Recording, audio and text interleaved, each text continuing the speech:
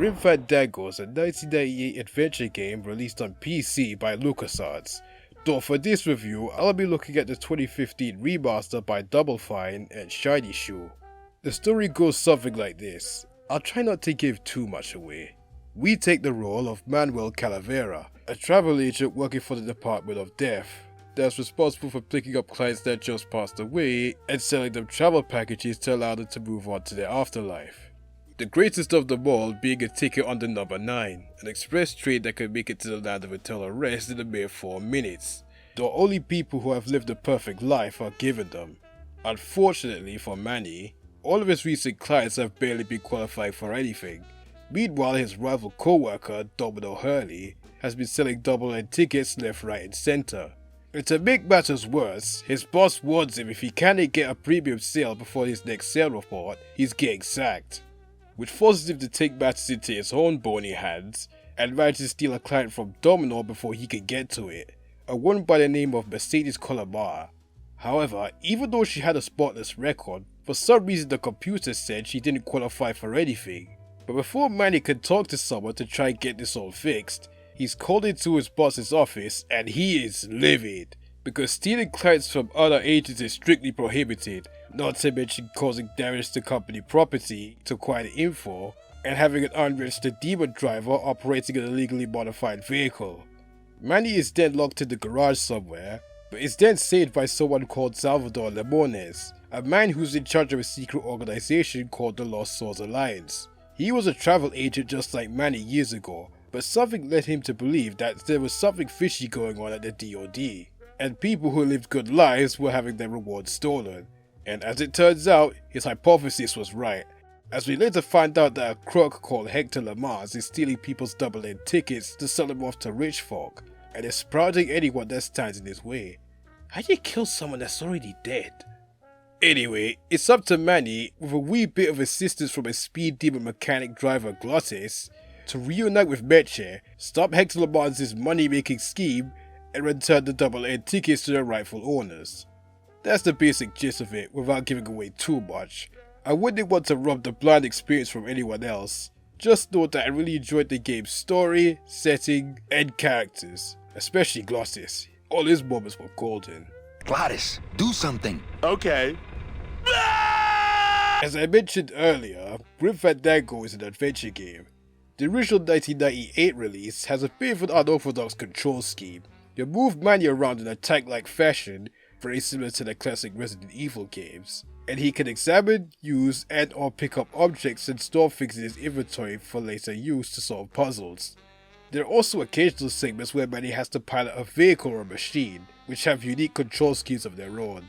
This remaster, well, the PC version of it anyway, allows you to control the game entirely with the mouse, point and click style, because according to the developer commentary, the game's director Tim Schafer kind of regrets making the original game controlled entirely with tap controls, and I'm glad this was added. I find them much easier to use. But the original control scheme is still there if you want to use it. In fact, I believe there's an achievement you can get if you beat the game the right way. In terms of puzzles, Grim Fandango has some interesting ones to solve, but I won't lie, I found some of them to be a tad bit enigmatic, and I actually had to use a guide a few times to understand what I was supposed to be doing. This remaster didn't have a hit system of any kind, but even that didn't help with some of the finicky ones, like the one with the elevator and the forklift, or the one with the crocodile and the board wagon. I also found navigating the inventory to be a tad bit sluggish and clunky. You have to slowly choose between every item you have, which becomes a major issue when you have a ton of stuff in your inventory. It's not as fast and snappy as the inventory system in Sam Max Hit the Road or something. Oh yeah, word of advice, save whenever possible, because this game doesn't have an autosave, and once you're right near the start. I unfortunately learned the lesson the hard way, as I ran into a game-breaking glitch and couldn't proceed further. I was forced to load it all to save and lost some of my progress.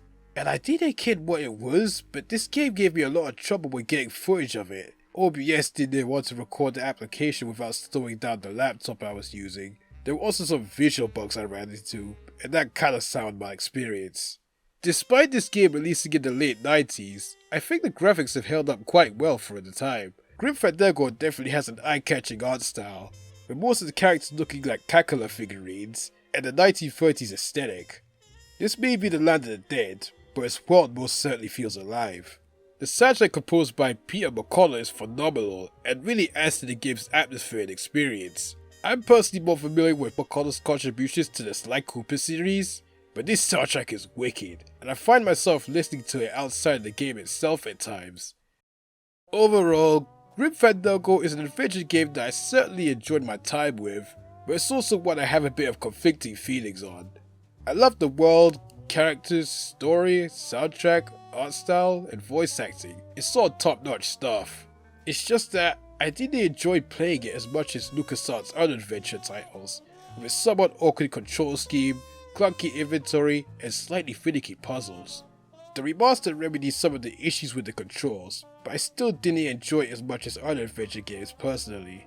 I know this game is regarded a classic, and is certainly deserving of that praise, but I think it's aged a bit in some areas.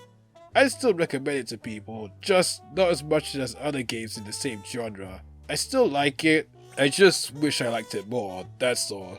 So if Grim Fandango looks like something you'll enjoy, the remaster is available on many different platforms. I believe the Nintendo Switch version is the latest port they made. Just remember to save often. In the off chance you run into one of those game breaking glitches I mentioned, you wouldn't want your save files to end up in the land of the dead.